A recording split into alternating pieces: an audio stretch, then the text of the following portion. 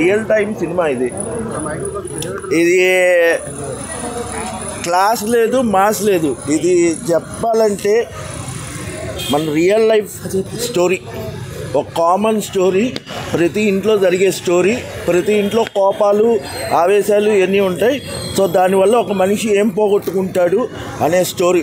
So ఇది story cinema అంటే ఒక ఆటోబయోగ్రఫీ అని చెప్పొచ్చు. అంటే ఇప్పుడు అల్లరి నరేష్ చాలా కామెడీ సినిమాలు చేసి మానేసి ఇప్పుడు ఇలాంటి సినిమాలు చేస్తున్నారు కదా, చాలా మంది ఆయనకు సజెషన్స్ ఇస్తున్నారు ఇప్పుడు కామెడీ సినిమాలే చేయమని. మరి ఇలాంటి సినిమాలు చేయడం కరెక్టేనా? అంటే యాక్టర్ అనేవాడు వర్సటైల్ యాక్టర్. ఇప్పుడు ఒకటి అట్లా అయితే ఇప్పుడు అల్లు అర్జున్ అంత మాస్ పుష్ప చేశాడు, అదంతా చేశాడు. దాని ముందల అలా వైకుంఠపురం చేశాడు. సో అక్కడ అల్లు అర్జున్కి ఉన్న ఇది నరేష్కి ఎందుకు రాదు? He is far more superior actor than Allu Arjun.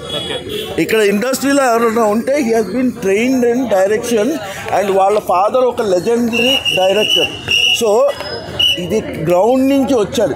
So ఇప్పుడు ఒక యాక్టర్ అనేవాడికి స్టీరియో టైప్ పెట్టకూడదు, ఇతను ఇట్లానే చేస్తారు.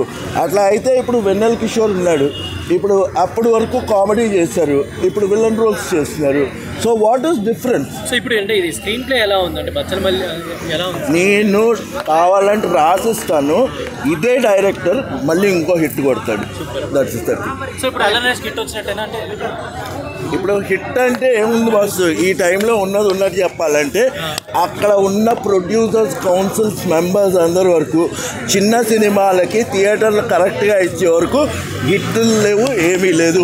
ఈవెన్ పుష్ప కూడా ఏంటంటే ఉన్నట్టు చెప్పాలంటే అక్కడ వాళ్ళు ఇస్తున్న ఫిగర్స్ ఏదైతే ఉందో కామెడీ షోస్, అక్కడ అంత కలెక్షన్స్ లేవు. ఇదంతా మనకి తెలుసు.